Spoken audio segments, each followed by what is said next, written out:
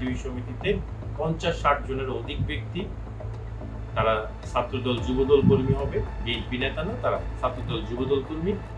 তারা সমিতির প্রেসিডেন্সিয়াল রুমে ঢুকে ওনার সাথে যারা ছিল ওনার জুনিয়র পাঁচজনকে মারপিট করে, টেবিল ভাঙচুর করে এবং চেয়ার দিয়ে অন্যান্য আইনজীবীরা যারা বাঁচানোর জন্য আগায় আসছিল সবাইকে দৌড়াইয়া মারপিট করে, উদ্যত আচরণ করা, একটা ভয়ভীতি ত্রাসের রাজত্বটা পুরোপুরি কায়েম করে, ত্রাসের রাজত্ব কায়েম করে তারা সমিতির মূল ফটক দিয়ে বেরোয় বাইরে গিয়ে খায়রুল কবির খোকনের নাম সম্বলিত মিছিল, স্লোগান এবং আইনজীবীদেরকে প্রতিহত করা হবে এই মর্মে স্লোগান করে তারা স্থান ত্যাগ করে।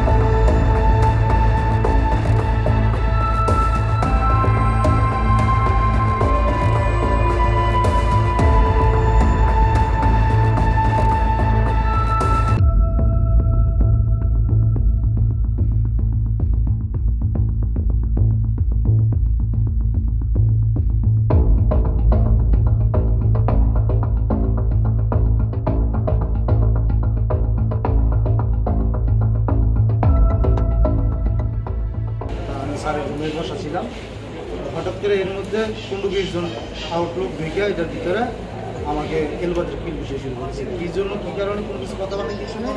আমি এখানে স্যারের রুমের সামনে, স্যারের টেবিলের সামনে ছিলাম, আমার ভাই ওরা এলবাদের কিল বিষয় শুরু করছে। মানে কারণটা কী ছিল? কারণটা কী ছিল ওইটা আমি বলতে পারবো না, তবে এতটুকু জানি একটা মামলা হয়েছিল নাকি, আমাদের থানায় একটা মামলা হয়েছে, এটা আমাদের স্যারের থেকে আসা হয়েছে, ওই মামলাটা নিয়ে খুব সম্মত হইতে পারে।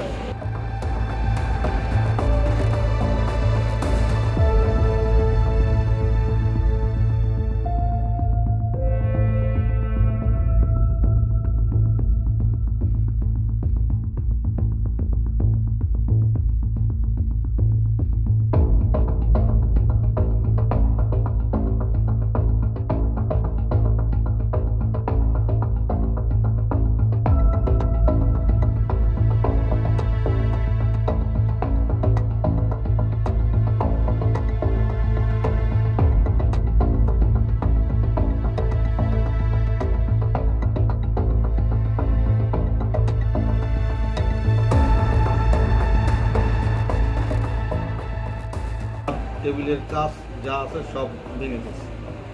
তো ভাঙার পরে আমার উপর অ্যাটাক করতে চাইছে। অ্যাটাক করতে যাওয়ার পর তাদের মধ্যে কয়েকটা ছেলে আমার পূর্ব পরিচিত ছিল, তারা আমার মামলা মোকদ্দমার আসামি ছিল। আমার এখানে দীর্ঘদিন তারা হাজিরা দিচ্ছিল, যেই কারণে তারা আমার ব্যারিকেড দিচ্ছে। ব্যারিকেড দিয়ে আমার উপরে যাতে হাত না দিতে পারে এবং তারা আমাকে সরায় এক পাশে রেখে দিচ্ছে। কিন্তু আমার রুম রক্ষা পায় না, আমার আইনজীবী রক্ষা পায় না। এবার তাকে দোতলা থেকে টেনে হিসড়ে রক্তাক্ত অবস্থায় তাকে সিঁড়িতে নামানোর পথে আমার বারের সাবেক সেক্রেটারি মোহাম্মদ আলী টুটুল তাকে বাঁচানোর চেষ্টা করার পরে সে নিজেও মাথায় একটা বাড়ি গেছে, রক্তাক্ত হয়েছে, হাসপাতালে গেছে।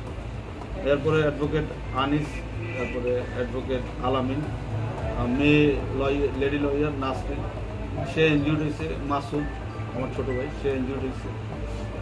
পাশাপাশি আমার অফিসের যারা স্টাফ আছে তারা প্রত্যেকেই কম বেশি ইনজিউর্ড হয়েছে, মারপিট। তো নিজেই কালকে থেকে কোর্টে নিরাপদ না। আমার সকল আইনজীবী যারা 500-600 আইনজীবী আছে তারা নিরাপদ না। তারা কালকে আদালত করতে পারবে কিনা তারা প্রত্যেকে আমার কাছে প্রশ্ন করেছে, স্যার আমরা কীভাবে কালকে আদালত করবো।